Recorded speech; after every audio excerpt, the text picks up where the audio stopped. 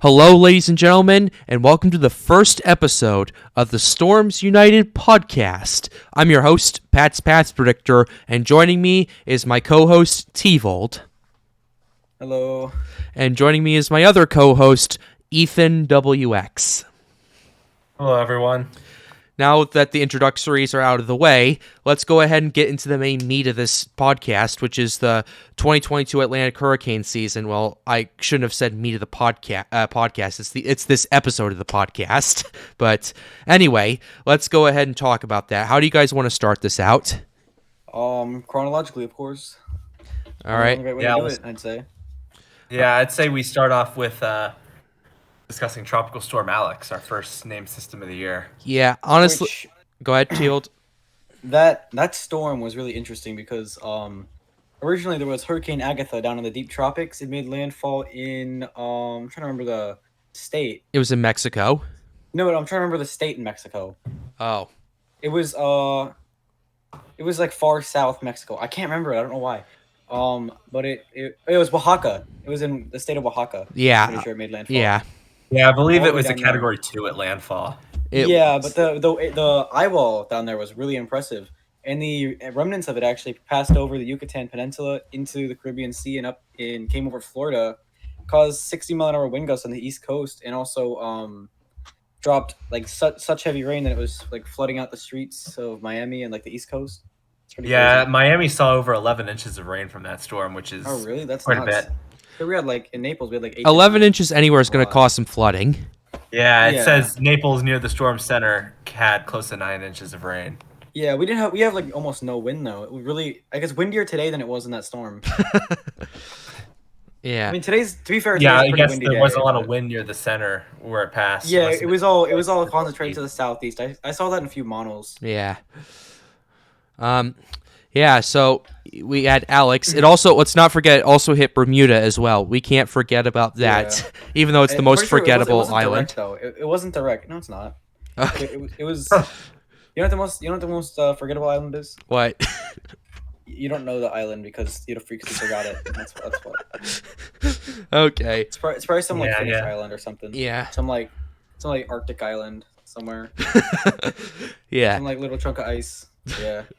Yeah, but it did peak at just under hurricane intensity, 70-mile-an-hour winds. Yeah, which is pretty impressive for early June. Yeah. Yeah, overall, not a super destructive storm. About 104,000 in damages, mostly in Florida. Oh, I thought that was more, actually. I thought That's what it says. That's what it says. And then it's probably 4 fatalities total confirmed. 4? Yeah, really? But they were in Cuba. Oh. That makes What sense. happened in Cuba? Was From it the flooding? Like rainfall. landslides and stuff? Because they have really tall mountains in Cuba, so... and Yeah, it was especially, from flooding and damage from landslides. Yeah, that's what I assume. There are some like smaller mountains on the west coast. It's not as tall as like the east coast or like the east side mountains of Cuba, but there are some mountains in like the inland areas. So Western Cuba is virtually flat. It's like Florida, except that's like flatter. the western tip. But as you kind of go a little bit east, there gets are more some mountainous. there are some smaller like peaks there, a few thousand feet. All right. You know, Yeah, like the that inland makes areas, sense. Yeah. All right. So Alex, in my opinion, it was able to maneuver all that shear that was in the area. It was a very hostile environment there, yet somehow it pulled through. Yeah. Barely. Yeah, it was able to hold itself together, though, so that's why we're talking about this now. Its past life as Agatha was more interesting, though. Yeah, I agree with that. With that. Yeah, Agatha. Agatha was very powerful. Oh, Actually, yeah. I would actually debate the 90 knot landfall number Mhm. because some of the footage I saw from the point of landfall looked actually stronger in my opinion. What do you think it was? Maybe actually not even joking. Maybe actually a low end category 3 at landfall. I'm think it's not sure. possible. I mean, it's possible, yeah, but Especially if you look at the tree damage, it was really bad. yeah, Like, I hope. And there was some defoliation there as well. Okay, I think a lot of the times, meteorologists assume that East Pacific storms weaken upon landfall. And Yeah, what's up with that? That did not seem to be the case with this one. And it actually I popped out. And also the same thing happened with the other storm, what's it called? Roslyn. On the Oh yeah, that's another one. That's that where was like that. they said it weakened to a Cat 3, but it really it looked a bit no. worse. There's I don't think eyewitness so. reports there that indicate Cat 4 at landfall. But yeah, that's East Pacific, so Maybe we'll talk about that some other time. But Yeah, I don't know. So the next storm I want to talk about is probably the storm that I had the most fun covering, which was Tropical Storm that turned into Hurricane Bonnie. Like, it's weird that we get 2 back-to-back storms crossing the Pacific and Atlantic Ocean. You don't see that. It's like That is weird. Yeah. two I never storms thought of that. in a that row. cross basins. In a row as well. That was interesting as well. Wait, hold on. Am I dumb for not knowing Goes 18 with the thing? Sorry for like going on a tangent, but like, why? Why what? That's been how long has that been a thing? Goes Goes 18? 18. Yeah. I have not heard about that since I have not heard about Goes 18. That's odd. I've heard of Goes 17 before. Yeah, I guess it was Goes 18 now. Maybe they just switched them out this year or something. I don't know. I'll have to look at Cool. Tropical Tidbits to get more info, but Yeah, they show Goes 18's Mesosector 1 and 2.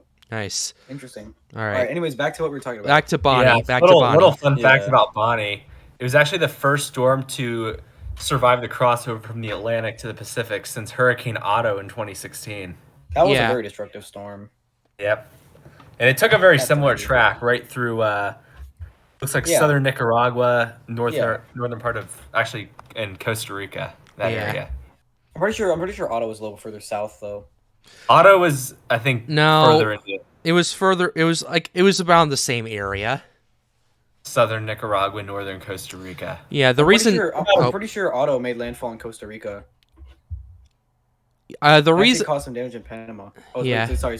Sorry. The reason Bonnie was able to remain intact over Nicaragua is because it's sitting over one of the largest lakes in Central America. It went over it, and that lake had a lot of warm true. water, and it was able to keep itself afloat for a while. It was basically, it made landfall, then moved over another body of water, made another landfall, and then moved out to the Pacific. That's basically how it went. Yeah, So that you don't reach as region much as you is see. pretty flat too. There's not a lot of mountains in that. Yeah, they're specific more part of north. They're like Yeah. more Nicaragua north. and Costa Rica, so Yeah. it really didn't have to deal with it really didn't have a lot of negative land interaction. So once it got back into the Pacific, it encountered more favorable conditions and it re-intensified into a Category 3 hurricane. They Yeah. did that after as well. Yep. I don't remember that. Yeah, It once did. it got into the Pacific, just- it did. I only remember the Atlantic side, which is also a Cat 3. Was it 100 knots or 105? I don't remember. It was 100 knots or 115 miles Okay. per hour. Oh, okay. Yeah. Oh, it was really intense. If you saw some of the tree damage from there. Yeah. I think, wait, what are you talking there about? might be Otto or indication. Bonnie? Auto. Oh, Oh, that- we're talking about Bonnie. Bonnie was a Cat 3 in the Out- East out Pacific. to sea. Yeah, in the East Pacific. Yeah. okay. All right. I think now that we've gotten the confusing part out of the way, like when you looked at Bonnie, when I saw Bonnie, like I thought it was going to develop rather quickly, but it took its time developing. And I looked back at it later. It was because there was some infighting going on in the system. Oh yeah, I do remember at I one do remember point- that. Yeah. Went remember at one all point the they way across expected the it to Atlantic as a PTC. Well, until it approached Nicaragua, but yeah, the reason being Yeah. was like there was a lower level circulation to its south, further south, but there was an upper to mid level circulation to the north, and it was starting to dominate by that Wednesday night, Thursday afternoon. But then it kind of collapsed on Thursday night, and by Friday, it weakened enough and made landfall in Nicaragua, as basically where it was. A lot of the models had originally showed it intensifying into a low-end hurricane and making landfall in the southern they Antilles likely- near Trinidad know- and Tobago. Yep. If I remember correctly, they Oh, actually I remember you, Pat. I remember. Didn't you like?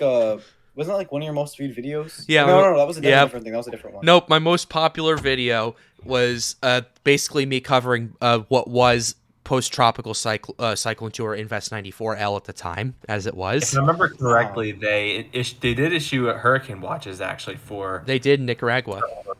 even though it didn't become a hurricane down there. Yeah, Well, yeah, yeah. If there's a possibility, they'll put up the hurricane watches.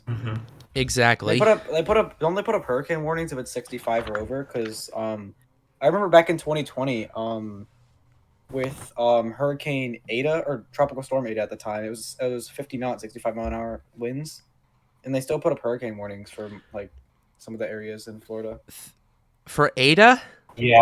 Yeah, Well, that's I remember news to that. me. That's news to me. I'm pretty sure I had a hurricane warning at one point. I thought Ada reached hurricane intensity. It did briefly off the. It did. I know it did Florida. like east of Venice or Tampa, and then when it made Yeah, landfall. it went like way off, and it did a weird loop de loop. Yeah, Ada was a funny track. Oh my god, it really was. Yeah. It had a really interesting structure. It had like an actual like eye. The tropical storm.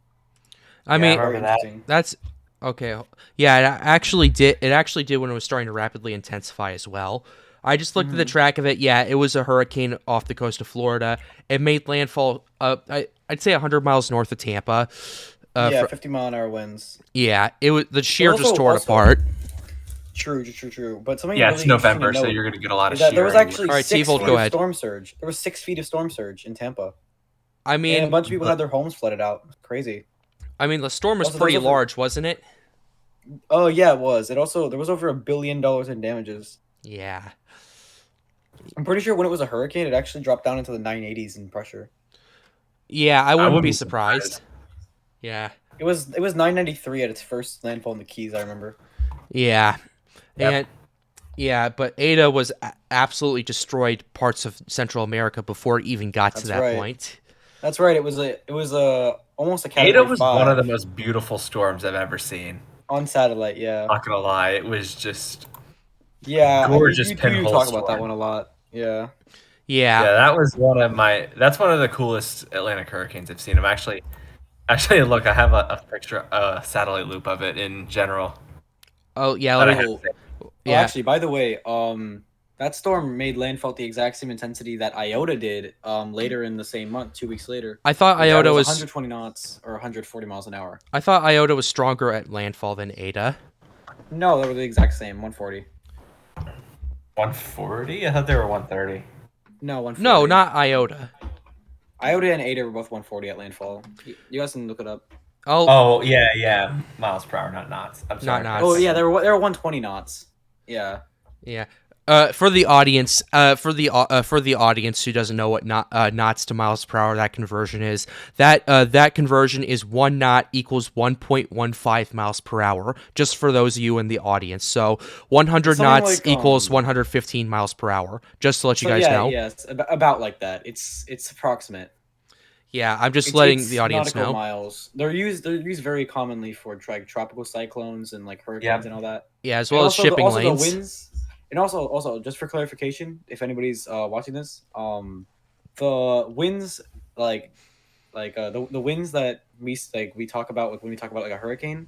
Let's Mhm. say a hurricane has 100-mile-an-hour winds. That'll be the strongest sustained one for the average winds over 1 minute at is the very strongest of the storm, like out of anywhere in the storm. So like Yeah. most of the strongest storm at might any have point. like 80-mile-an-hour sustained, maybe 75-mile-an-hour sustained, and then there might be like a little spot that has 100, and then that will be the sustained wind because they go off the very strongest out of the storm.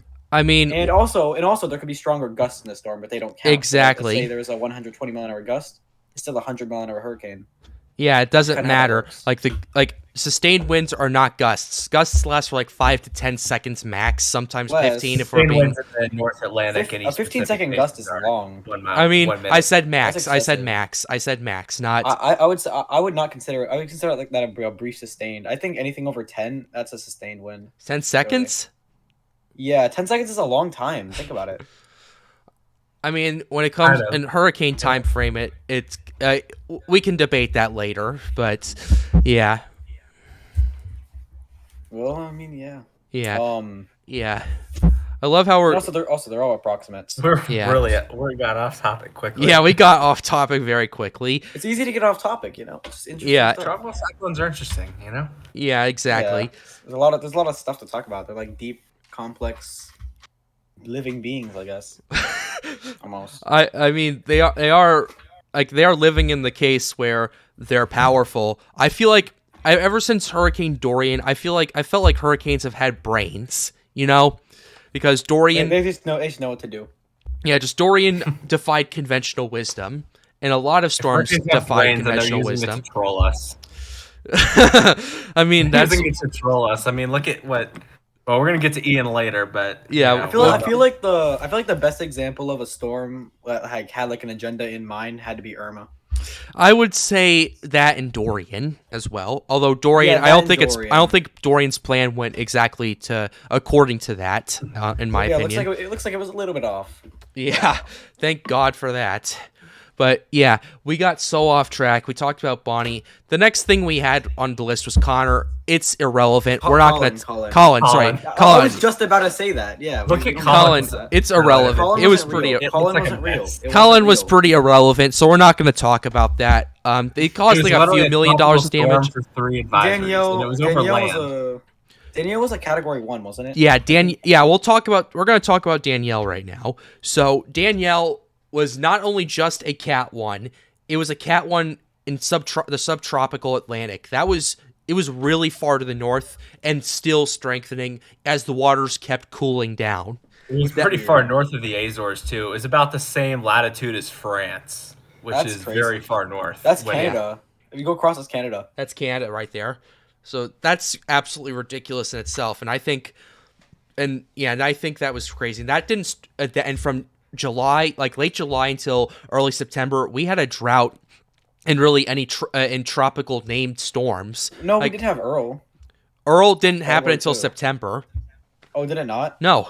Yeah, August- we didn't have anything between because Colin dissipated on July 12th. July 2nd. Yeah. And then we didn't have any storms in the Atlantic until September 1st when Danielle formed. Yep. What I find really weird about Colin is that right over the storm center there was like no low pressure. It was 1,014 millibars. I'm surprised over... Colin was even classified as a tropical cyclone, to be honest. Yeah, the just people, looked like a like, bunch the of people actually on the thunderstorms. coast just had like a breezy day in blue skies, so it made no sense. Like on like southern North Carolina, Yeah. South Carolina. Apparently That's Charleston got like 7 inches of rain from it. Yeah. It was basically It still caused flooding. or something mile an hour wind gusts. It was basically just a Yeah. big cluster of thunderstorms. Yeah, but even though it went over Wilmington technically as a tropical storm or high end tropical depression, it was blue skies the whole time. I had a friend who was there streaming Discord like while the storm was like, right over him, and it was just a little bit breezy and it was blue skies. It was so weird. Yeah, that was interesting. It almost didn't exist, you know? Yeah. Yeah. The Colin, the most irrelevant storm that doesn't exist. Exactly. Yeah. You can make like a 3-hour documentary on that. I like how now we're giving Colin relevance by talking Yeah. about it. Yeah, Yeah. I'm True, Tvold, true. to your point about making a 3-hour documentary about Colin, I'm not gaming Magic 13. I'm not gonna make like a 5-hour documentary, break it up in 4 parts, talking about how bad Toy Story 4 is. I'm not Honestly, gaming this- Magic 13. Honestly, Okay, this no. episode of the podcast is probably the most anyone has like ever talked about Colin. Yeah. Like the NHC guys forecasting it were probably asleep at their desks. Yeah. Not gonna lie. No. There was probably some like weirdo on Twitter like screaming about like how it was like fear mongering, you know? Yeah, there was probably that person too. Yeah. I feel like the more we talk about Colin, the more entertaining this is gonna get. Oh, true. Yeah. Yeah. Yeah. So All right, next one. Okay, now we actually get into the juicy part of Yeah, this. let's get. All right, we're gonna start with. We talked about Danielle. Do you guys have anything more to say about that? Danielle, Basically- no, Earl, no. They were just ocean storms. Danielle had some impacts in Spain and in did the it? Azores, but they were mostly minor stuff. Just Yep. a little bit of rain, wind, I didn't even know it rained there from that. slight damage. Yeah, nothing too significant with either of those storms. Earl was kind of cool. Yeah, not gonna lie. let's Earl, yeah. No, I don't like it. Let's talk about Earl. Tvold, I know you hate Earl, but come on, man. It was a good storm, honestly. I like the structure of it. Wasn't it forecast to be a Cat 4? Earl? I don't Yeah. remember. I'm know pretty it. sure it was supposed to be like 120 knots. Yeah, 115. I'll have to It look peaked at the at NHC 105 miles archives. per hour. It only ever reached 90 knots though, or 105 miles an hour. Which Yeah. is not that much. Yeah, Well, obviously, if that hit land, that's fucking. Oops. That's devastating. Okay. dude, this It isn't did have this some isn't Pat's Path minor Predictor. It's effects fine in if you Puerto swear. Rico. Okay. I genuinely didn't mean to. I didn't want to swear. I just Yeah. like, said the wrong word. Yeah, this isn't Pat's Path Predictor, or we don't swear. Like I do swear seldomly on my channel. Like No. I'm not saying I didn't like that. That I don't know that. What I'm saying is like I don't know. I just like misspoke. I just Okay. accidentally cussed. yeah, that's Alright, fair. All right, wait, let's talk about Earl for another 60 seconds. Even though just to annoy Tvold. And Yeah, basically Earl was that storm that underperformed. Okay, it was. I mean, basically so Earl did was Blast, a- and so did Celia in the Eastern Pacific. I didn't even remember Blaz. What even was that? I don't remember either of those. It was, if you, I mean, I don't I remember blame Darby. you. Yeah, Darby was Okay, absolutely let's get back on insane. topic. But let's get Let's back on topic. here. Yeah, Darby was cool. We Yeah, can talk about that another time. 140 mile an hour But- winds. Yep. Sustained. It were- 160 gusts. Tvold, you're just robbing the time so we I don't still talk about have- Earl. Sorry. I still have a satellite image of Darby saved up. That's Yep. his Wait. chat. So do I. Is there anything to If talk anyone about? wants to look at Is it, there anything to talk about concerning Earl? Like, there's It nothing hit about Bermuda. It hit Bermuda. it affected Bermuda. Yeah, affected Bermuda. did And it also affected Puerto Rico. They got some heavy rain. For Earl? Yeah, and apparently I thought it was- two. Go ahead. Apparently, 2 people were killed in Puerto Rico when they got struck by lightning while riding. That's a so Rip. unlucky. Rip. Yeah. They were living the time where their lives were struck by lightning. Yeah. Oh, hey. probably- It's they probably raining out. sunk in a time. Hey, losers. Why don't you do something about it? We're not inside. Why don't you do something? Psh! Rest in peace, those 2 people. Yeah. Rip. Yeah. Yeah. That was basically it. Apparently, in some areas in Newfoundland, they got like 7 to 8 inches of rain from that storm. But Really? Yeah. yeah, Usually when the storms go up there, they lose a lot of their precipitation because of the colder temperatures. Well, the this lower was- dew point. this was still pretty earlier in the. It doesn't matter though, because even like early in the season, when like things go up there, you still don't see like a ton of rain from them. I mean, you saw that with Hurricane Larry last year, Yeah, and that with the was, like, storm 1 we're to 2 about to inches, get right? into. Yeah, It that was wasn't pretty that much much. it for Earl, though. Earl did not have a lot of impacts. But Yeah, we and know it what really- did. Over. Fiona. Yep. All right, go ahead. Yes, Continue. Fiona Ethan. was the next storm. This Yes. was one of the highlights of the 2022 Atlantic hurricane season. Yeah, Fiona was basically the little engine that could, except in the worst way possible. That's how I like to characterize it. And that's basically, here's how it started. Tvold, you, myself, and Ethan, we all talked about this. I covered it here on Pat's Path Predictor. Not here on Pat's Path Predictor. This is Storms United. What the hell am I talking about? But yeah, you covered it on your channel. Yeah, I I remember covered watching. Yeah. I remember watching your coverage and then also watching this storm on radar and on the news and on Twitter as it moved through. But yeah, That was basically, crazy. yeah, I'm it pretty really got its act together right as it came up to Puerto Rico. There were several reports of wind gusts over 100 miles an hour, and even over like 110, especially in areas like Ponce. Ponce I'm had not a gust of surprised. 111, if I remember correctly. 100 what? 111 in Ponce, if I remember correctly. I thought it was like 118 or 112. I can't remember exactly. It something was like still that. bad. It was stronger really than you'd strong. expect of the Cat 1. Yeah. but- They must have went through the VMAX of that storm.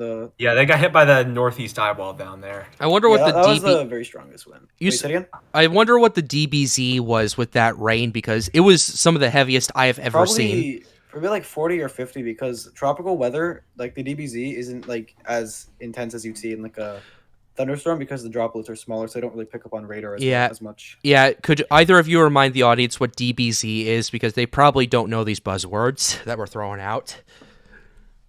Oh, It's I was gonna- basically the reflectivity intensity on the radar. You know, the colors that you see when you see the red, purple, Yep. pink, Yeah. that's stronger values. You know, So green. like green's gonna be blue, like yellow. light rain, and then like yellow might be like your like normal rainfall. Like it's kind of coming down, but it's not crazy. Then your reds are gonna be like, it's gonna be super intense rain. It's gonna be coming down really hard. Then like is pink or purple. You might be dealing with like insane rain, maybe Or just hail. That's usually when you hail. start dealing with hail. In Usually the, here, in the whenever I go mid-latitude. through, usually here it's just like really heavy rain. In the tropics, it's a bit different because the drop sizes are smaller. The atmosphere is warm. Yeah. the depth of the atmosphere is greater, so you don't see a lot of hail, and usually reflectivity values are lower.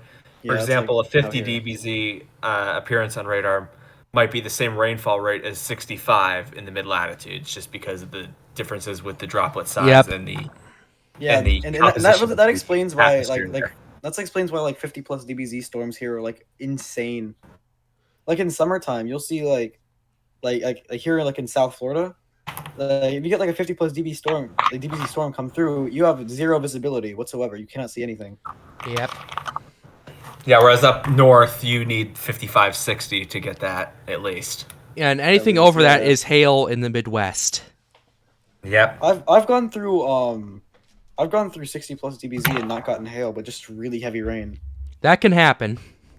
Yeah. But also, what's really interesting is so Ethan, you know the storm I had on April 30th with the half-inch hail, right? Yeah, I do remember that. Yeah, that was actually like 50. I was like barely 50 dBz, Wow. which is really Yeah, that's interesting. weird. There weird. must have just been colder air aloft that allowed the hail to not freeze, because it's pretty hard to get hail in South probably. Florida, especially even in Yeah. April.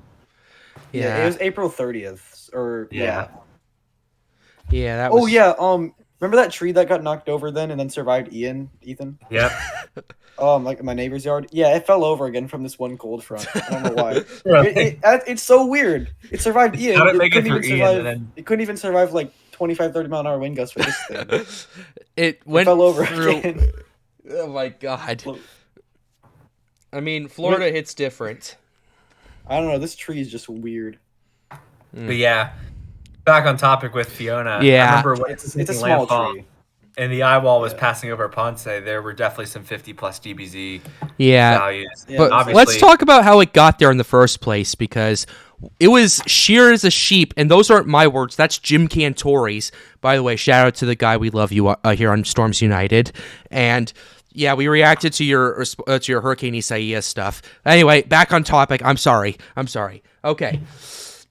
It was sheared as a sheep, but it still kept strengthening. The strength kept climbing. We went from 40 to 45 to 60 to we were cracking 70 before it started organizing properly, and And now then it really started to get to go there. It went all the way up to 90, and then in the night, it went over in it, or actually in the daytime, it hit 90, right? yep. And then it hit 90 as it was right near and it Puerto passed Rico. just southwest of Puerto Rico. No, it made landfall in then- Ponce.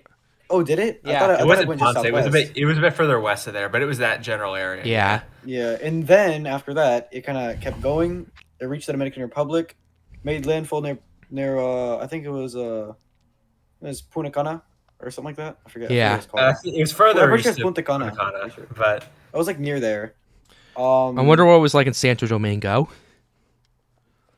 Oh, was it near there? No, I just want to know what the conditions were like. That's the capital of yeah, DR. basically I the don't know. big impact with Fiona and Puerto Rico was the rainfall, Yep. because the eastern side of the storm had it was a very slow moving storm at that time, and also a lot of the convection was displaced to the eastern side of it, so you had just torrential bands of rainfall as well as what you got during the eye wall. There's some moving- strong winds outside right now. I Just can hear them. moving over the island it was about 2 days that they got hit by it. And some places saw, I believe the maximum rainfall total was around 31 inches, Yeah. which is pretty crazy. insane. That was, And also there was a bridge that got washed away. Like a whole bridge got washed away. Yeah, that was crazy. And So, also you have to keep in mind the stuff in Puerto Rico is built insanely well. yeah. I would And Puerto have to Rico- disagree about Puerto that. Rico has been struggling since Maria. but yeah, apparently the entire island lost power during this storm, which was very unfortunate to see that they're still really struggling down there, even 5 years after Maria. All right. And All right. 25 deaths were confirmed in Puerto Rico as a result of 25? Hurricane Fiona. Yeah. At least right then- now. Wait, and then after it went over the Dominican Republic, then it did its crazy thing. And Pat, you want to talk about that? Yeah, I want to talk Well, about. first, I think one thing I do want to point out is I was watching radar images from the western side of Puerto Rico as Fiona was making its way through the Dominican Republic, and that part of the DR is very flat. And one thing that was really interesting was even though it tracked over land, the eye actually got more organized. That's what happened with I Ida do remember that. as well. That's Yeah, I remember. I remember with Ida. That was crazy. I tracked that whole thing. Yeah. All right, let's not get too off topic this time. Yeah, that was just Yeah. one interesting thing that happened. Oh with no, Fiona. no! What happened with Fiona is I'm pretty sure it went inland, didn't really have anything happen to it, and then after about 3 hours, it started to like organize some more, and then as it started to come off, it started to kind of fall apart. Yeah, What? then It kinda eventually got back reorganized. over the ocean, It became a and Cat that's 4. when it started to rapidly intensify. Yeah, Yeah. It became a Cat 3. Went over some Bahamian islands. Then it and went then over to Cat. Cat 4. It became a Cat 4. Yeah. At that point, the Atlantic was also starting to really wake up, and Yeah. all that stuff that was back built, and people were like, oh, we're not having a hurricane season. This is BS. Stop clickbaiting baiting us into this. There's gonna be no hurricanes. As Fiona was rapidly intensifying, we had several named storms. We had Gaston. We had Hermine as Yeah. well. Which And both then- of them were very damaging storms, by the way. I mean, Hermine. Yeah. Hermine did some damage across parts of Africa, but that's about It it. killed a bunch of people, though. Hermine did? Apparently, There it was- sunk there a was- migrant boat there in was- near Oh. Western Yeah. Sahara, and it killed like 33 people. Jesus. You see? Yeah.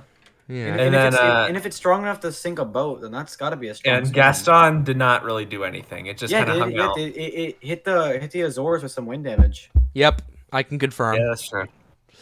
Yeah, there was some damaging winds in the Azores. Yeah, Ethan, this is the most important part about Fiona, though. I'm going to give you like 60 to 90 seconds of uninterrupted time to talk about how Fiona became so infamous, honestly, among meteorologists. And what you guys are about to hear, this was insane, really. Yeah, All right. basically what happened with Fiona was as it started moving north through the open ocean, past a couple hundred miles west of Bermuda, and that's about when it reaches peak intensity, 130 miles per hour, 115 knots. And it bottomed out its pressure low 930s millibars. Oh, it was 932, I think. It was 932. I remember. TvlodWX, but then what remember, began- don't interrupt Ethan. Then what began to happen was, as it moved north, it underwent one of the most impressive, if not the most impressive, extratropical transition in recorded history.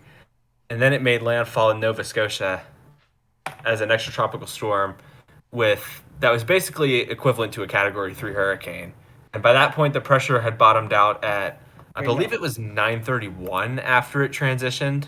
I might be wrong, but it was something similar to that. I'll take a look. And Actually, yeah, it was 931. 931. Hey, Ethan. Do Yeah, you what's mind up? if I'm pretty sure you got something wrong there. I don't know about the pressure, but the category. It was actually 85 knots at landfall. 85, yeah. It was 100 miles an hour. But yeah, it was a very impressive storm. Yeah. Honestly, like, it was crazy because it went from, a fully tropical hurricane to this just Sandy beast of thing. an extratropical cyclone in like 6 hours. Yeah. And then it Yeah. rapidly accelerated inland, and it Didn't ended have a up being sting these... What's up? Didn't have a sting jet. Yeah, it did on the back end, and that's what produced some of the most impressive wind gusts. I remember there was some crazy wind with in Glace Bay, up there. Yep. It's very, very damaging. I also saw some Twitter videos of like people. Well, there was doors one were gust going in and out. recorded in Oroseg of 111 miles per hour that was in Nova Scotia, pretty close to Glace Bay. 111. Yeah, Damn. I'm not surprised. As I saw several Twitter videos of like you could like see people's doors about to buckle and they were like putting furniture in front of them. And then like whenever like the door would like flex really hard, you could hear like the wind start to like howl through the door. It was crazy. And also Yeah, like, Fiona- in that area, like entire like forests were flattened because the trees out there, they don't really experience 60 plus very much. And they were going over 100, so none of them survived basically. Damn. But yeah, the remnants of Hurricane Fiona ended up being the strongest storm to ever impact Canada in terms of minimum central pressure. The old Which is record not was surprising. 900. Yeah, the old record was 940 millibars. I forget exactly when it was set. I just knew it was 940. And Fiona, when it made landfall in Nova Scotia, was about 931 millibars. So it broke the record pretty solid. 9 millibars? That's crazy. You said nine millibars? We'd be dead at that point. I meant 931. That's what I meant. Oh, yeah. So yeah, very impressive storm. About $1 to $2 billion in damage in Canada. Ended up being the costliest storm in Canadian history, actually, in terms of hurricanes. Yeah.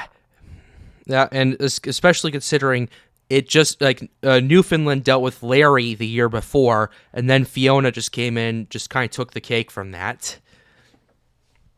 Yeah, very, very damaging storm. Yeah. Overall. Now we're Hey, gonna. What's guys, up, Tvold? You guys remember? You guys know Josh Morgan, Ice Cyclone, right? Yep.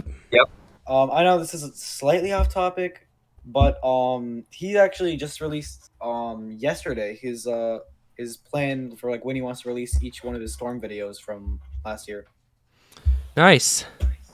Oh, that's interesting. Rosalind's coming out. Rosalind's coming out on the 19th. Wait, that's 5 days. Rosalind? Yeah. Yeah, that's the. Rosalind's the 19th. Agatha's 26th, and then Lisa, the Hurricane Lisa, that's 2nd of February. Orleans 16th of February. Fiona's 23rd, and then Ian's supposed to come out on March 2nd. Yeah. So, some nice footage to look forward to. Yeah. Now we're gonna go ahead and move on to the main meat of this podcast, and that main meat. Nope. Gaston. Okay, fine. We'll talk a talk. little bit about them. We gotta talk about them. All right. Well, they happen. All right. Fine. Even fine. Though no one really remembers them, but us. I remember Gaston. That did some damage. I'm pretty sure. Oh, Gaston it lasted a long time. Didn't it? Yeah, 6 days. I mean, that's 9 days. That's. I'll fact check this real quickly. Just give me 1 second. All right. You guys keep talking. And then after Gaston, there was Hermine, obviously, which it was a weak tropical storm, but it sunk a boat, killed a bunch of people. Off it was near the Canary Islands in that area. Oh no, it was okay. It lasted 6 days. 6 days. Yeah. Gaston lasted 6. Okay, then after we got obviously what you were saying, the main meat of the season. Yes, the main. You can't forget about Tropical Depression 11 or Tropical Depression 12. I don't remember them. We can't. No one remembers those, Ethan. Did they impact any land? Let me take a look. Oh, actually, guys, we forgot one. What we forget? PTC4. Oh yeah, that one. It hit southern Texas in August. It didn't that thing. Though. Yeah, that little bit of flooding. That disappointment of a system. I'm just glad it wasn't stronger, but it was kind of disappointing to look at. If PTC4 had developed, we wouldn't have had an August with no tropical cyclones. Exactly. And actually, the 2022 season was the first season since 1997 in which no tropical cyclones. I thought it was 1960. It says it's 1997, and it was also the first season on record to do so in a La Nina year. Yeah. So that's pretty impressive. Again, 2022 was probably the weirdest hurricane season I've ever seen. Then September came along, and frost expected here tonight. What? Off topic, but there's frost expected here tonight. Okay, Tvold. Yeah. Oh my goodness. Congratulations. This is what happens when it gets cold in Florida. Yeah. It's a crazy event. They all start freaking out. No, but like here frost is like really rare. Okay. Meanwhile, I don't even think the high here in Valpo is above. Is it even above freezing outside right now? I'm not sure. I just know the snow. Is slowly melting away. Even Sanibel's only gonna be 43. I mean, after what happened with the main meat of this podcast, Oh, we forgot to get into Ian. We should start talking about the elephant in the room. Hurricane Ian. Yeah, we've been at this for almost 40 minutes now, and Hurricane Ian is the main meat of the story. That's probably why everyone clicked on this, honestly. But anyway, let's get right. If you're here watching this, you could just skip the first 40 minutes, and we're probably going to talk another 40 minutes just about Ian. Yeah. Honestly, all right.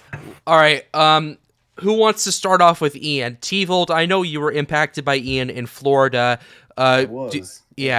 We'll get to the impacts in a little bit, but who wants to start with Ian? I might be able to do it. All right, because we can kind of all talk about it, I guess. Add to it, you know. All right. Yeah, basically Ian originated as a tropical wave east of the Windward Islands, and then it It passed. took a few days to get going, didn't it? It was very Yeah. slow to develop. It didn't form into a tropical storm until it was about halfway between Haiti and Venezuela. Yeah, which was a few days after it. Actually, no, it came all the way off Africa. Right? Yeah, it did. It just Yeah. took a very long time for it to organize. The shear was just still bad there in over Africa Yeah. and over the Central Atlantic. Because once it became a tropical storm, the early forecasts for Ian were pretty dire. They were showing a major hurricane landfall somewhere on the west coast of Florida, which was predicted. That part was predicted very well, very far out. Yeah, If but I the remember thing correctly, is the it also first- shifted because the GFS. Yeah, Ian was a really tough storm to track because you had another It was you had another a cold Charlie front situation. coming in from the north that was expected to Yeah. affect it as it moved toward Florida. Exactly. Many of the early projections had showed Ian moving towards the Big Bend area, or even some up to the Panhandle, and then having the storm slowly unraveling and weakening upon landfall. Ethan, I feel like what Ian was a combination of Wilma, like trying to predict Wilma and also Charlie at the same time. I agree with that. Because it had the angular Yeah, that trajectory was- as Charlie did, yet it had the cold front coming down like Wilma did. Yeah. Yeah, and structurally it was a very large storm too, kind of like Wilma. But Wilma had a much larger eye. Oh, absolutely, it did. It was like 80 miles versus Like versus 50. what, 30? No, Ian's Wasn't it was 30? 40, 50, somewhere around there. Was it really Yeah. that big? Oh. It was like 4. It was probably more like 40. Yeah. But yeah, basically, Ian was. But yeah, Florida began preparing for Ian pretty early because of Yeah, that's a lot of true. models. In fact, had For some shown it. reason, we did nothing. I don't know why. We did nothing. in Well, fact, basically, I think a lot of that's because it was originally predicted to hit well north of Southwest Florida. Well, You yeah. know, the Well, actually, first- no. Originally, it was supposed to hit Naples, like where I am. yeah, Yeah, We didn't really do much for it. Yeah, when- like me. when Ian Because- was still a tropical depression, that was when Governor Ron DeSantis of Florida, that's when he declared the state of emergency, which honestly even shocked me. That's impressive looking at it from a meteorological perspective because they don't declare states of emergency until like 3 days before this happens, and this was like 5 to 6. So that's, to me, was quite impressive in showing me how serious this was becoming. So, yeah. Side note for everyone. Mm-hmm. Yeah. Thing about Ian, though, is that for me, looking at it, it was fun to cover at first, but once things started picking up traction, once I started interviewing Ethan, once I started interviewing you, Tvold, that's when things started getting more and more serious. And yeah, eventually, after basically sitting around and slowly developing, it kind of started exploding in intensity as it approached Cuba, and then it went from a 50-mile-per-hour tropical storm to like a Cat 3, and I think it was like 24 to 30 hours. I may be wrong on that, but yeah.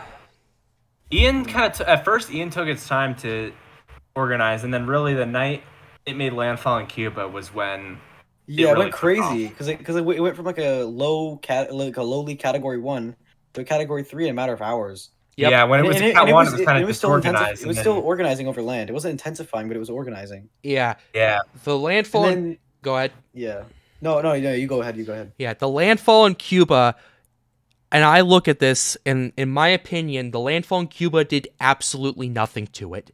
If anything, its structure, like you said, its structure continued to improve. I call it the If you eye. look at satellite images of it, its eye was actually a lot clearer and a lot more symmetrical right after it left the Cuban coast. Yeah, And it as shut down opposed the to entire before Cuban landfall. power grid because it was Yep. based in Pino del Rio.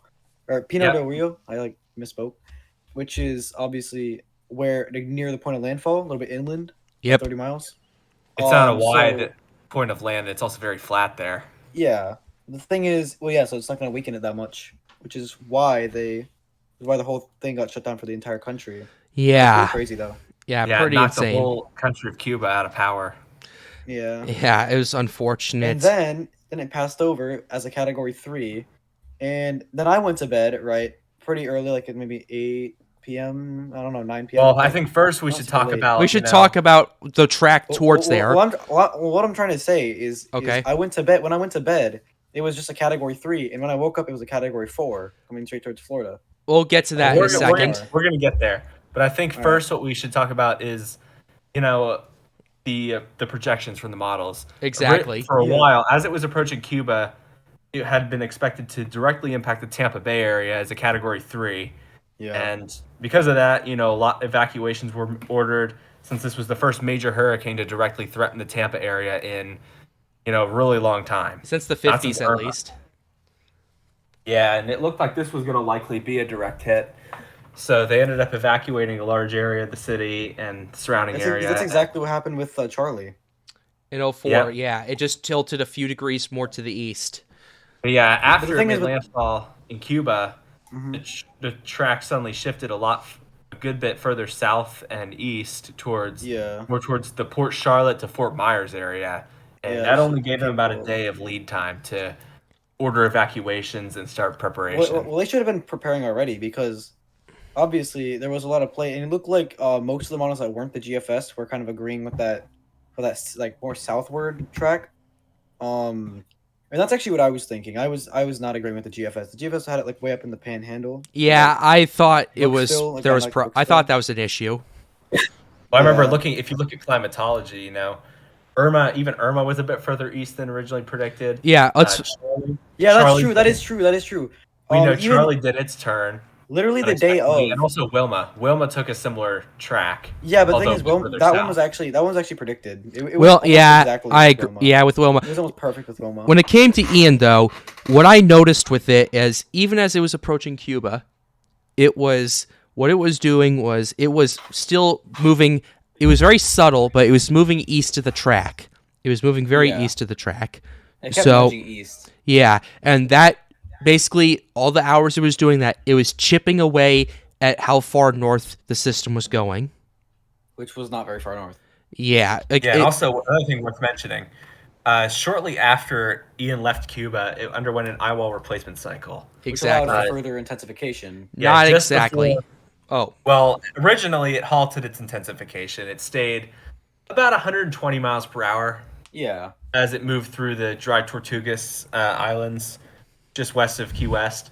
And at this point, the hurricane was still predicted to hit somewhere between Fort Myers and Port Charlotte as a high-end Category 3, maybe low-end Category 4. If I remember correctly, the Yeah. official NHC track 130. the night before landfall was 130, yep. just north of Cape Coral. Yep. So, Which was pretty accurate. yeah, the track was actually The track was good. very good. But as we'll soon Yeah. figure out, the intensity ended up being a lot more than that. The thing is, personally, I think 150 might be a little bit high. We'll get to that in maybe. a second. We'll get that. We'll get- a little bit high of a guess of like an intensity. We'll talk about that in a second.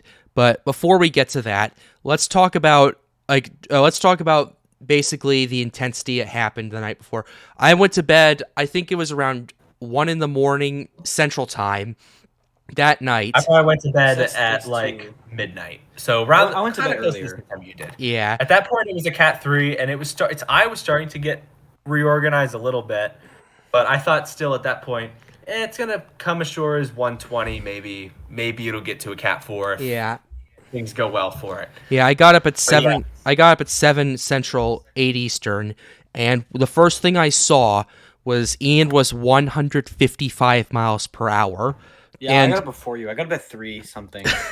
I got up at 6, and at that point, it had literally just been upgraded like a few minutes earlier. I remember because I'm in Collier County, like just east of Naples, like 7 miles. Yeah. I remember when I woke up at about 3 a.m.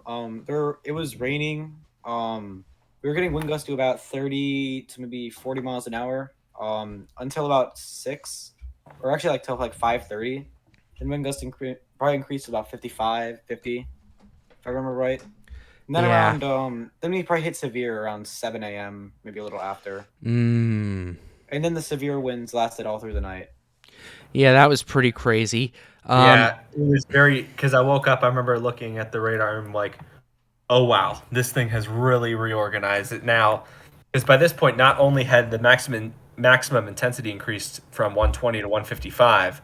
Yeah. But the size of the wind field had also significantly increased. The new Yeah. eye Yeah, on the wall was much larger than it had originally been as it was moving through Cuba. So it was about Exactly. twice the size actually as the Yeah. original. It's 20 to 40, right? Yeah, it Oh, was hold about on. 20 miles. The eye was like 20 miles across originally. Then It it went ended to up being 40. around 40 when it after it underwent its Yeah. replacement cycle and moved north. Yeah. One thing, the first thing I did when I woke up was I saw it, and then I went on Twitter and I said, "What the hell happened last night?" Ian is now a Category 4 hurricane with winds of 155 miles per hour. Hey, And I don't mean to interrupt you, but there's and also this is not on topic, but there's something very interesting going on up near Nova Scotia. There's actually a subtropical storm being hinted in the models. now Yes, now. I'll have to look into that more when I see. All right, back to Ian. Back to Ian. Yeah, Oh, let's I see what you're talking about. Yeah, we'll look at that after. Yeah, we're done here. after we're done. Yeah, but yeah. Now this is where I want to shift gears a little bit with Ian because there was some controversy around its intensification. I want to ask everyone here, and you guys can flip a coin or do whatever you want to go first. But do you guys think Ian was a high end Cat 4 or a low end Cat 5 at peak intensity? Cat 5, very minimum Cat 5 at peak intensity. 160? 160, but that wind was completely offshore and did not affect land. All right, Ethan. But the thing is, Right, I don't mean to interrupt you again. I'm sorry, but but a lot of people who actually were impacted by it, and maybe saw like Cat 3, maybe like low end Cat 3 wind sustained. And this is like with every hurricane. I don't know. It's kind of annoying when this is like their first experience with like a genuine hurricane because that area hasn't seen like an actual direct hit in so long by like a decently intense hurricane. They'll assume that like they saw like I don't know. They assume it's like they saw like the peak intensity, and for some reason, and I don't actually agree with this at all. But the official peak gusts were 215. That's way too high. Yeah, I don't agree with that at all. But there are a lot of people who think they saw 250 mile an hour gusts when they probably were actually seeing something like 140. All right, Ethan, what do you think? Sorry. There's definitely a lot of weakening that happens over land, especially with the gusts. And there are a few there's like certain situations where you won't see that much. Like for example, storms in like Collier County, like when they make landfall, they're just the way like the terrain is. There isn't like nearly as much. I don't know. It's weird. You don't really get as much like slowing of the winds here than compared to like other places. All right. It's weird. Okay. But yeah. All right. But basically, what I'm saying is people, I don't know, they tend to overestimate what they saw. Okay. All right. Are you done, Tvold? Yeah, I'm done. All right, Ethan, what do you think? Now, personally, I think that I also would agree that Ian peaked as a Cat 5 for a very brief time as it was offshore, because the NHC did several missions into it right before landfall in the morning as it was kind of peaking, and they found, I believe they found 190 mile per hour flight level wind. 5,000 feet? Yep. Yeah, which is insane. Yeah. Even though that's not obviously at the surface, you would think some Cat 5 winds would be mixing down. I know that they had dropsons in that recorded 157 miles per hour. 137 knots. 137 knots, which is, about 157 miles per hour. So, that alone right there would probably be enough to bump it to a Cat 5. Yeah. But really, I think a lot of I don't believe that the Cat 5 winds impacted land, because at the time of its peak intensity, the strongest part of the eye wall, which unlike many hurricanes, the strongest part of Ian was actually the northwest eye wall. Usually, I thought it was like just the west side. Yeah, it was more the west. Side in general was worse, but the northwest side was where the strongest winds were. You sure? Yeah, at least that's from what I've seen. I forgot, because like Englewood. Because what was happening was the storm system to the north was interacting with it, and that was creating a much tighter pressure gradient on that side of the storm. For stronger, yeah. So the winds on that side were way stronger than they were on the other side. So the strongest winds were like maybe like kind of near, not in, but kind of near Rotonda West / Englewood. Englewood, right? And then maybe Boca Grande too. They actually might have went over that. Yeah, the strongest winds it was near that area.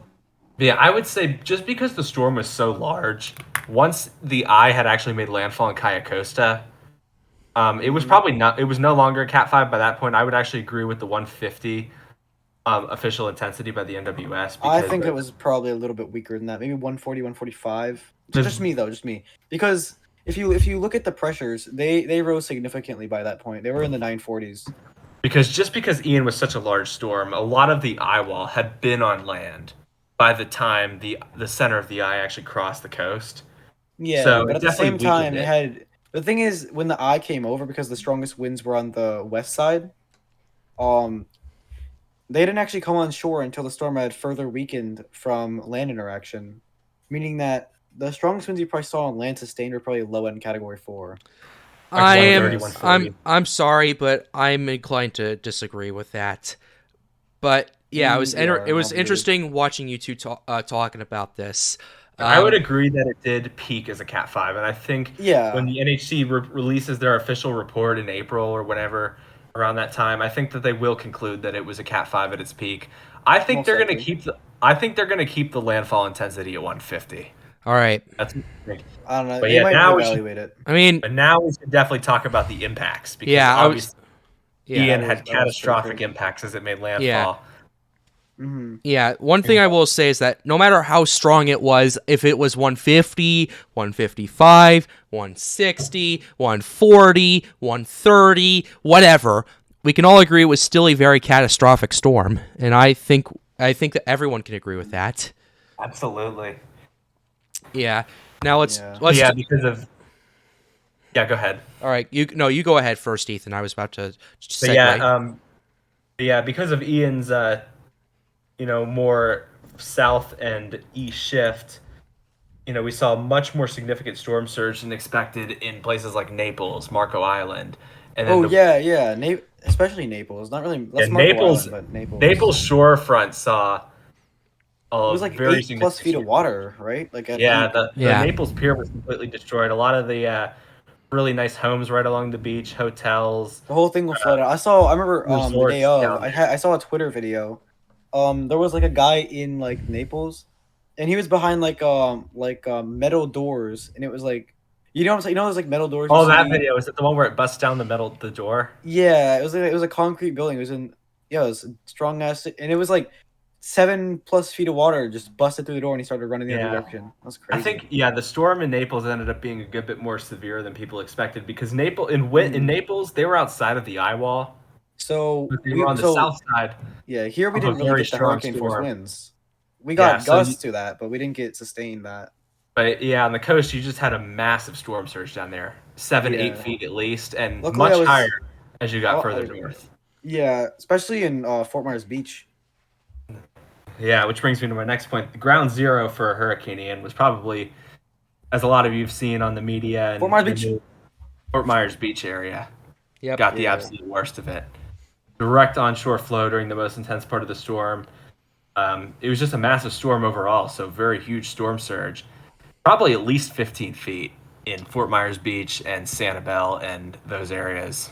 Before we keep going, Tvold, I want to ask you, how high was the storm surge in the Naples area? Oh, I actually haven't been down there even since Ian. Okay. Down at downtown? At the coast. Here the storm surge was 0 feet. That's what it was. That's obvious. Yeah, that's obvious. It was really high, so yeah, it was scary. I would say based on I remember I saw the video of the Naples Pier as things were starting to get really bad, and the waves were overtopping the pier at that point, which had to be at least 7-8 feet off the ground. So, it's taller than it looks as well. And the surge probably rose further after that, considering the camera went down around probably like 1 p.m. Eastern. Strongest winds are about 2 hours after that, about 3 something. Yeah, the storm surge probably reached at least 8 feet, maybe 9 to 10 in the Naples area. I wouldn't be surprised. Peak of 10, Just a very significant storm surge event along the coast there. A lot more severe than expected in Naples. I think people weren't prepared for that much surge, honestly. Now, obviously, even though Naples was hit very hard, really, ground zero was the Fort Myers area. Are we going to talk about the wind impacts? Yeah, further let's north? do that. Let's do that. Like Bonita Springs up saw hurricane force sustained. From there up to about a little bit north of Englewood, not Venice. Venice saw tropical storm force sustained, high end, or like mid to high end. Okay. So, yeah. You guys want to talk about that? Yeah, we'll talk a little bit about that. Like, do you want to talk about the damage or the wind speeds? I think we should talk about the impacts. And okay. All right. Yeah. The impacts is both. All right. Yeah. The impacts of those hurricane force winds were absolutely atrocious. From what I looked at. The impacts in Fort Myers and places further north, like Port Charlotte, were a bit different because in Fort Myers the winds were weaker. I would say Category 3 strength in that. Yeah. On the outlying island, no, I think they were a little below that, and like actual like proper Fort Myers proper got less than that, I think. And then on the outlying barrier islands like Sanibel, Captiva, they probably got Cat 4. Yeah, I could see that. They probably got Cat 4 winds out there. I saw some insane videos from that area. Yeah, like, but really the thing down there in Cape Coral, Fort Myers, Sanibel, those areas was the storm surge, just a catastrophic storm surge. In like Cape Coral proper, I saw some footage from there. It does not look like incredibly it looks impressive, right? But it doesn't look like a Category 4. So I'm gonna guess. I know there were gusts recorded in Cape Coral of up to 135. Yeah, so Cape Coral is also a bit further inland. No, not really. I would say the outlying islands, Captiva, Sanibel probably got Cat 4 winds. Yeah, parts of them, yeah.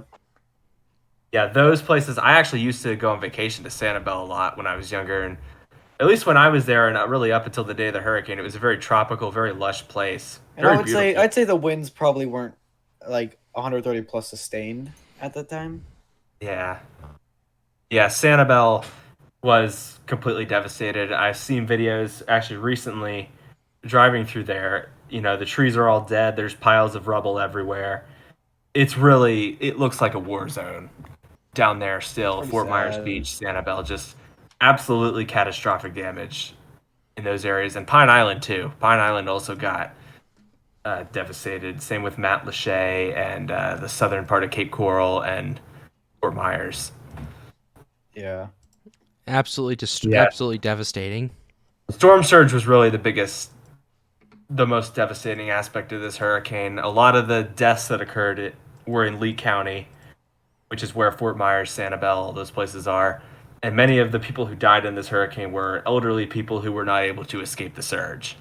Yeah, I'm actually pretty recently there was like a woman's body who was like found like in a swamp, like a mangrove swamp.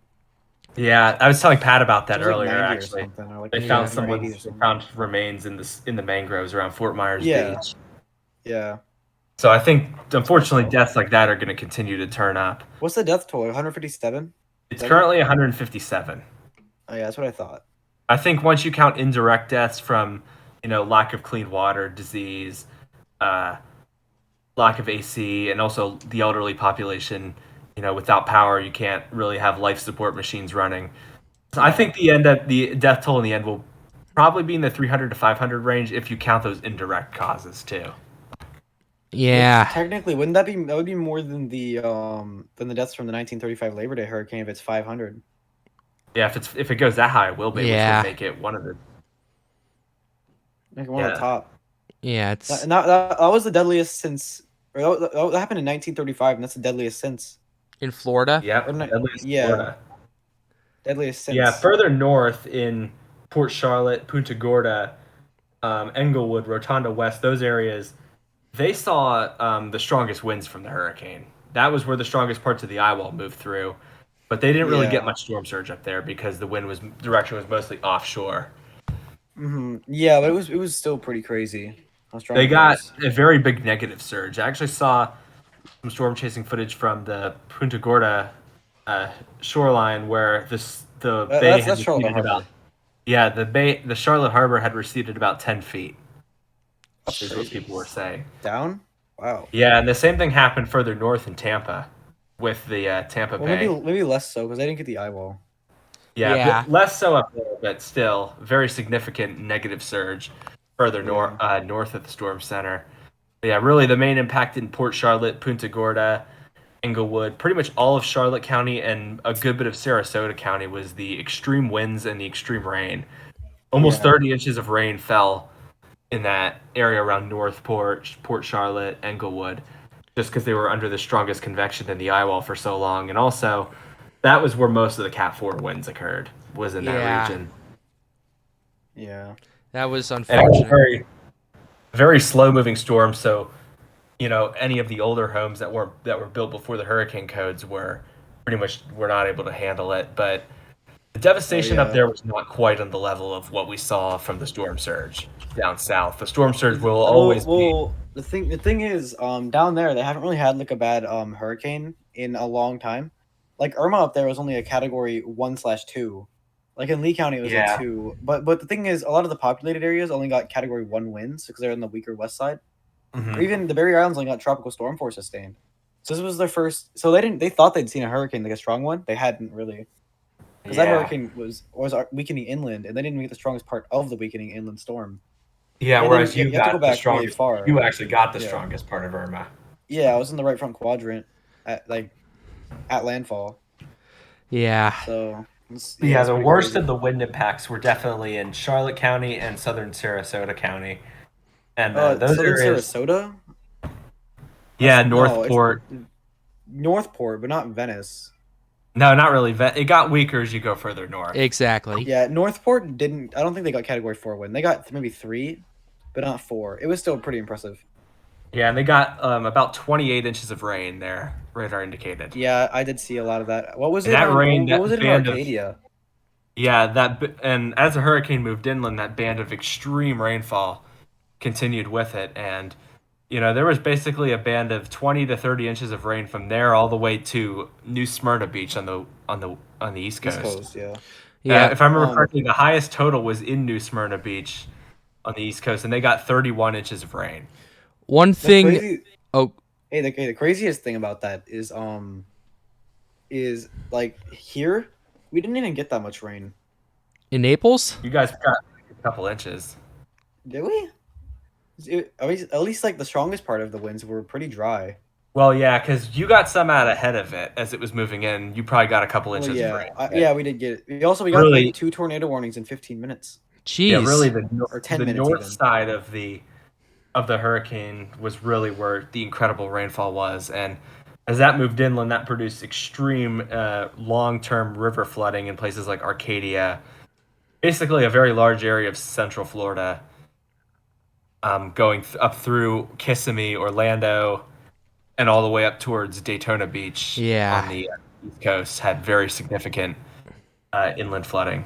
Yeah, one thing I want to mention real quickly was that when Ian was approaching shore as a Cat 3, there were a lot of storm chasers in the Fort Myers, Punta Gorda area as this was going on, and there were still more on the way. But when Ian exploded the way it did, they immediately fled. Like, they left and fled to areas like Arcadia that was just mentioned. So I wanted to make that very clear because that's how serious and how bad this hurricane got. Yeah, another thing I want to bring up is for people to remember, even if you're inland, like in a place like Kissimmee or Arcadia, which are a bit further away from the coast, those places still saw devastating flooding from the incredible amount of rainfall. Yeah. So if you're in a floodplain, just because you're inland, don't think that you're safe. Always be prepared for, extreme for that kind of flooding if you're going to get a lot of rain. And the inland flooding was really one of the was kind of forgotten about, I feel like, by the media. Well, it was the least. It was the storm. least impactful. Or not maybe not the impactful, but it was the least deadly out of all of Yeah, them. it was still very destructive, though. It still Yeah. contributed a huge amount of the It was the storm's least damage. destructive and least deadly out of the 3, though. I'd say the wind was probably the most far-reaching, biggest thing about the storm, and then the storm Yep. surge was like the biggest actual like impact, but it affected the smallest amount of people. Yep. Mhm. And then the rainfall flooding was, even though it did do a lot of damage and it affected a lot of people, it just wasn't to the same degree as like the wind or the surge was. That's kind of why it was forgot about. Yeah. Yeah. Ian was a very slow-moving storm. Then it exited the East Florida, exited off the east coast of Florida, kind of Then I close to went to Cape North Canaveral. Carolina. In South Carolina. Both, actually. Well, yeah, it was Well, so large it didn't even matter. Yeah, then yeah. after it moved out of Florida, its wind field grew huge. And then it actually, when it exited Florida, was it 65 or 70 mile per hour tropical? 65. 65. Yeah, then it quickly reorganized and intensified back into a hurricane.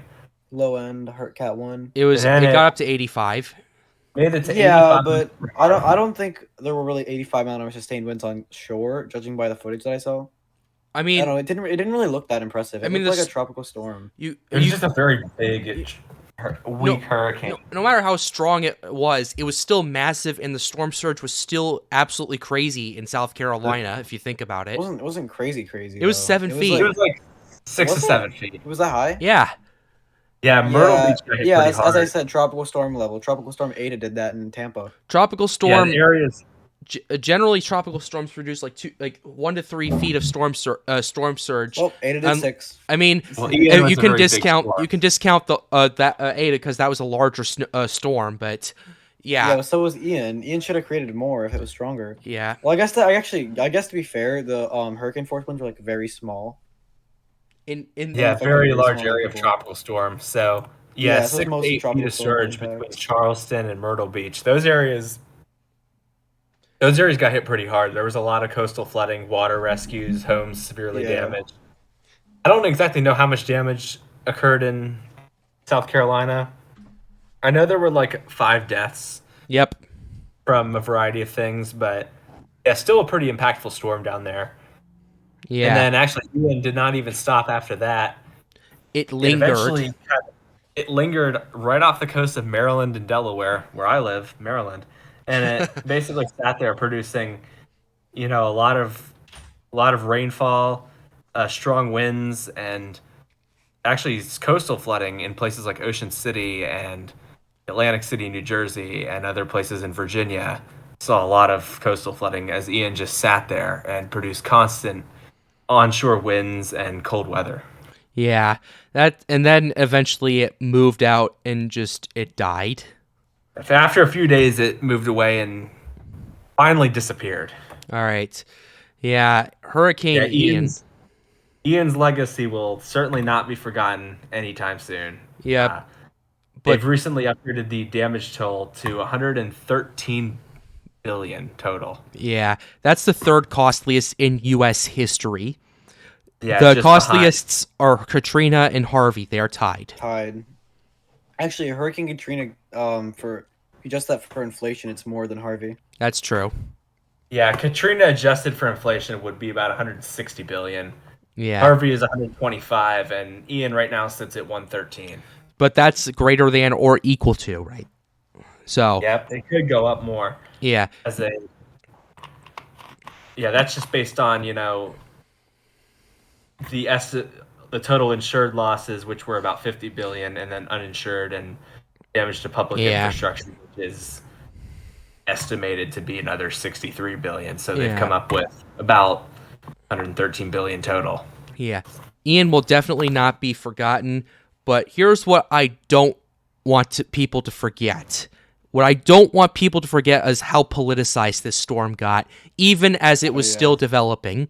And I've told you this, said this before, I am very outspoken when it comes to politicizing catastrophic storms like this. Ethan, you, me and Tvold, we've all talked about this privately. I think it's quite frankly gross. I know you made a video on this. I made a video on this. I think it's gross how politicized this was. It's really shameful just how politicized all these weather related events are. Yeah. Yeah. Because when Hurricane Ian happened, it was a catastrophic, devastating storm. Very quickly people were very quick to make assumptions about climate change and other things. And they were also very the hurricane machine. There were also people who were claiming that it was created by the government as some sort of political weapon against Ron DeSantis, Trump supporters and all that. Yeah. There was a lot of misinformation out there following the hurricane. and a lot of people, taking what was a devastating natural event and trying to blame the other side for it, or using it as an argument to make against the other side. Yeah. I want to say, all right, I want to say two things right now. All right. Number one thing I really appreciate President Biden for doing was when it came to the politicization, he tried to nip it at the bud. And he did. He traveled to Florida. He worked with not only DeSantis, but he also worked with Rubio. He worked with Rick Scott. There's both senators there. He was willing to help, and he was able to get funding to help them as well. And he said that touring the areas that were destroyed, he said DeSantis was doing a remarkable job, which honestly he did. He took it very seriously from the beginning, and yeah, I know you're talking about all this serious stuff, but for some reason, all I can think about right now, when you're talking about Biden, is the fact that he has an ice cream button on his desk. That's all I can think of. He likes an ice cream. Yeah, but yeah, he does. I think Biden did handle Hurricane Ian very well. He did. Yeah. Without politicizing it. He could have tried to blame DeSantis for it, blame Republicans for it. Republicans. No, he worked with the other team, and kind of exactly. I think that was one of the strongest things Biden has done as president was the response to Hurricane Ian. They did a very good job with that compared to how hurricanes in the past have been responded to, like Ida last year, Katrina, Sandy. Katrina was terrible. Sandy. Yeah. Was Sandy bad? I don't know. Sandy was pretty bad in the East Coast. I'm talking about response. Also Maria. Response. Maria was infamously bad. That was terrible. Yeah, I blame all sides for Maria. Yeah, nobody wanted to help. It was sad. I think Ian was it was solid. Maria was worse. It was worse than Ian as a storm, but the thing is, they didn't care really. But I feel like even though Biden tried his best and everything, I feel like Christ and Val Demings, they didn't get the memo, because I watched the Senate and gubernatorial debates about this, and the first questions for both of them were about Hurricane Ian.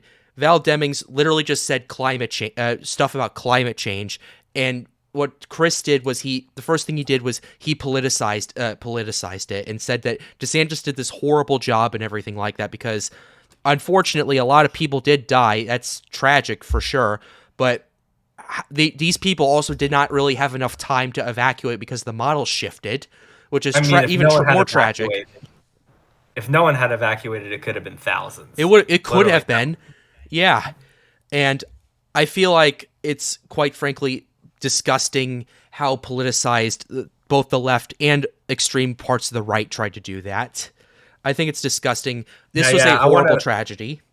I do want to add on to the part about climate change. Yes. Obviously, I very much believe that climate change is an issue, man-made climate change especially. But, when it comes to events like these, you can't just take one extreme weather event and say, this is because of climate change, because hurricanes have been happening forever, since before humans existed. Hurricanes have always been around as long as this planet has been. So this was a totally natural event. Sure, it was an extreme natural event, but it was still, nothing about it was fundamentally different or altered by man-made phenomena. So you can't just say that this hurricane was caused by climate change. Now, one thing that is very interesting and honestly a bit worrying is the trend of hurricanes rapidly intensifying up to landfall. We've seen it a lot in the last 5 years. With 2017, we saw that with Maria, with Harvey, with Irma. 2018, we really saw that with Michael. That was a very famous case of a storm extreme intensifying very quickly, much more than would you say it was as famous? I wouldn't say it's famous. I would say. Yeah, but it was really, people were really unprepared for it. So it was kind of a well-known case of under forecasting intensity. Hey, how long has this been going? And why haven't we moved on from Ian? And Dorian, too. I'm just giving examples of storms that have... I get it, but I feel like we're not getting anywhere. I'm just trying to make a point. We're going to wrap this up pretty soon. This is the last segment of Ian. But yeah, basically my point is, we've seen a lot of storms in the last few years that have intensified well above what forecasters predicted for them. And Exactly. even though we've been nailing the tracks, we've done much better with forecasting hurricane track. It's just it's a very concerning trend. So that a lot of people do believe there's a lot of research showing that is actually attributed to warmer ocean temperatures, climate change, all that. So Yeah. while I think you can't say Hurricane Ian was caused by climate change, you could say that, the effects of climate change may be making storms like Ian worse. Yeah, I think I've That's said a enough fair on. statement. I think I've said enough on this topic. Tvold, you haven't said that much in this segment. Would you like Yeah. to give an official statement, About? like what we were just talking about, the politicization of it? What's your take on it? No. You're gonna sit Well, this one out. I think it was pretty well done. Ian, Yeah, like the Ian went fine. There was a lot of people, especially on Twitter, that were trying to politicize it. But I think overall the recovery it's been pretty good. All right. I think, well, at that point, we're going to wrap up our 40-minute segment on Hurricane Ian. Yeah. I'm surprised that we Yeah. discussed it that long. All right. But yeah, we have other storms to talk about in 2022. Yeah, let's talk so about let's be Julia quick. next, because that was the last storm I covered before I left. I took my break off of YouTube for a bit. So, Julia, what do you guys think about that? I saw the cloud tops at -80. The DBZ had to have been pretty crazy with that one. Yeah, Julia had some very strong convection. That was one thing I really noticed with it. Category 1 hurricane, it intensified to reach 85 miles per hour, 982. So a solid Category 1, but really the thing that was very destructive about Julia was because it made landfall in Nicaragua and it affected a pretty large part of Central America, also the neighboring countries of Honduras, El Salvador, Costa Rica. Because of that strong convection, there was a lot of heavy rainfall in these countries, and a total of 91 people were killed by flash flooding and landslides. Yep. 91, really? Yeah, the storm. He has a high chance of getting retired then, probably.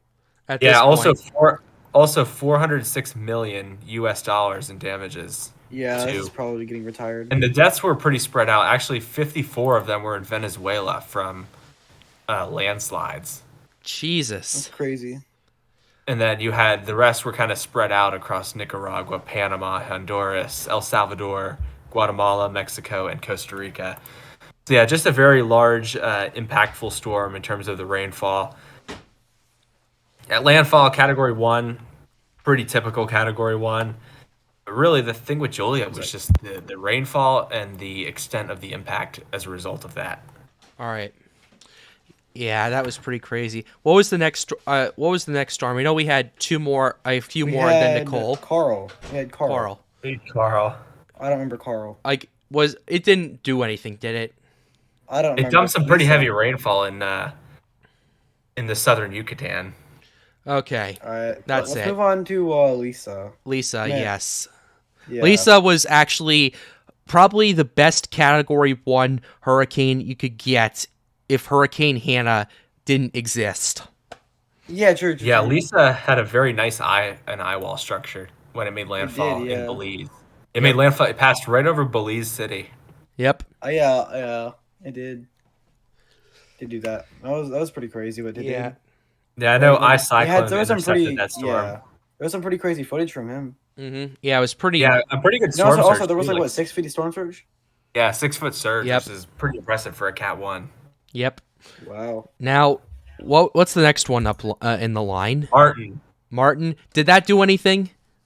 Actually, Martin was significant because it was the northernmost Cat 1 ever recorded. Oh. Darn. Wasn't it like Really? Cat 1 at 49 degrees north? Yeah. Yeah, something like that. 49.4. It's 49.4. I'm pretty sure. Yep. 49.4. Then went extra tropical. That's crazy. Yeah. It was an extra tropical Cat 1, Cat 1 equivalent. Not that far from Greenland. Dang. Funny. Yeah. The next one, I believe, is Nicole, and that was actually rather somewhat infamous, if you think about it. Nicole was impactful. Yeah. Basically, that started as a tropical low down in the Caribbean that moved north up towards the Bahamas. Nicole's track was really interesting. It took like an S-shaped track from south of Hispaniola, around Puerto Rico, and then it curved back up to the Bahamas. And then became a While hurricane. while it was in the Bahamas, it went from being a subtropical storm to a fully tropical storm. Then it Yeah. actually became a weak hurricane, and And then it made landfall on the east coast of Florida around Vero Beach, if I remember correctly. Yeah, it Vero was Beach. no, area. yeah, it was somewhere in that area, somewhere. It was a minimal category 1, so a lot of the areas back with the eye wall got 60 to 65 mile an hour sustained winds with hurricane force gusts. I saw reports generally around 75 to 80 mile an hour peak gusts in a lot of those areas. Yeah, its official intensity was 75 mile per hour sustained winds. Yeah, obviously that was super concentrated. Probably didn't affect anyone. Damn. But you had winds near there, spread across a large area, like 60, 65, even pushing 70. Yeah. Those areas. And actually, even though I was like all the way over here in southwest Florida, like far southwest Florida, I actually got a peak wind gust of over 40 miles an hour. That's Yeah. interesting. 42, I'm pretty sure. Yeah, a good bit of the state experienced tropical storm force conditions. The worst impacts from Nicole were obviously on the East Coast. Yeah, but with you saw storm surge. very strong winds going all the way into Orlando, and even 60 mile an hour winds in almost Tampa, like Tampa area. Yeah, and the storm surge, and because Nicole moved kind of slow and lingered around Florida for a little while, places like Daytona Beach, New Smyrna Beach, that had already seen significant erosion and storm surge impacts from Ian a few weeks earlier, experienced additional impacts from this storm. I remember there were a lot of videos of houses just falling into the ocean in Daytona Beach because they had already been eroded out underneath from the dune had already been eroded from Hurricane Ian. Ouch. Oh, man. There was also a good bit of flooding in Jacksonville and St. Augustine. Okay. Yeah. But yeah, apparently a wind gust of 100 miles per hour was recorded. Yeah, that was At like a 400 feet up, though. Yeah, I it don't was at the trust Kennedy it. Space Center. I don't trust it. And Well, yeah. Well, no, you can trust it. Like it's accurate. It's just that it was like 400 feet up, like up on the no, air. it's not 400 feet really in the sky. surface level. Yeah. Yeah. Fair enough. But yeah, Nicole was the first hurricane to make landfall on the east coast of Florida since Katrina in 2005. Yeah, that's true. It was. So Wow. Didn't ended the impact South. 16 year. Didn't directly impact Southeast Florida though. Not really. I'm just saying it was the first hurricane to make landfall anywhere on the east coast of Florida. Well, the last hurricane impact in Southeast Florida was Hurricane Irma, I believe, in 2017, right? The last Yeah. hurricane to make landfall in Florida, I believe, was Gene. Yeah. No, in Florida, what? No, the East Coast, the Atlantic coast. No, it was Katrina. He just said. Yeah, it Oh, was never. Katrina. No, I'm sorry. My bad. Yeah, it was the one Katrina. after Gene. It was the one after Gene. All right. Well, I was close, but It's Yeah. Francis. Is Yeah. that the one you're thinking about? Francis was before that. yeah, Francis was Okay, before Gene and Ivan. Yeah. Yeah. So that's pretty much the hurricane That's Nicole. season. Nicole ended up with 11 fatalities and about $1 billion in damages total. So Still a lot. a destructive storm. I don't think it's going to get retired, to be honest. Yeah, not enough They're not going to damage. retire Nicole. Nicole was pretty much your standard Cat 1 impact. Yeah. So is Although that, it was made slightly worse by the existing damage from Hurricane Ian. Yep. Is that it then? Is that all the? Well, that's it for the 2022 Atlantic hurricane season Yeah. in terms of storms. Yeah. We ended the season with 16 total tropical depressions, 14 named storms, 8 hurricanes, and 2 major hurricanes. Putting it just below average. Yeah. Yep. yeah. So close to average. The accumulated cyclone energy index was about average. I'm actually going to go see if I can find what that Yeah. was. Look where that ace is, but It was 95.1, which is that's near average. Yeah, it's close to average. Now, here's the last question. 2023, what do you guys think the hurricane season's going to be like? 2023. Yeah. Probably below average, I would guess. Probably El Nino.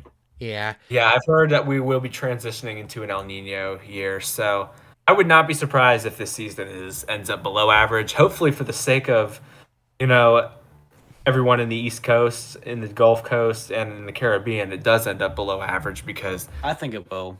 the U.S. has taken a beating these last few years, and we really need a break from hurricanes. Yeah. We thought we were going to get it this year, but September had other plans.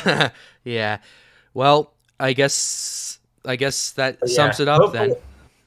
I do believe this year will be below average, and I hope we don't get a major hurricane in the U.S. this year. I Really. hope I get a major hurricane this year. Really. Well, you're Yeah. just different. You're funny. I love you. All right. Is that it for you guys then? Yeah, I think we're That's pretty done. much it. All I think right. we covered everything. With that being said, that's going to be the first episode of the Storms United podcast with my co-hosts EthanWX and Tvold. Be sure you go subscribe to them. The links will be in the description down below. Also subscribe to my channel, patspathpredictor. Link will be down below. Also subscribe to the Storms United podcast for regular episodes. And next episode, we're not sure what we're going to be talking about. We'll be waiting for what the weather has to tell us. But with that being said, you guys want to say goodbye real quickly? I just want to say Sure. thanks to everyone who watched this. I hope that you found this entertaining. We're going to be doing every episodes, hopefully every Saturday, Sunday going forward. And if you guys have any suggestions for things you want us to talk about, leave those in the comments because we will definitely be looking at them. Tvold? All right. So what I want to say is, although this was like way too overinflated and long, I think next time we're gonna do a better job. Yeah. That's all I'm saying. I think we can all agree with that. We're gonna Yeah. try to keep our episodes from now on with at max 60 minutes or an hour. I think that's a commitment we can all agree to. Also, hopefully let's get try and most stay of a them bit down more on below topic. that. Yeah, we'll Oh, say true. Yeah. We kept going on tangents. that's fair. Yeah, but anyway, with that being said, that's gonna wrap it up for this episode. I am patspathpredictor, joined by EthanWX and Tvold. But with that being said, have a wonderful day. Stay safe.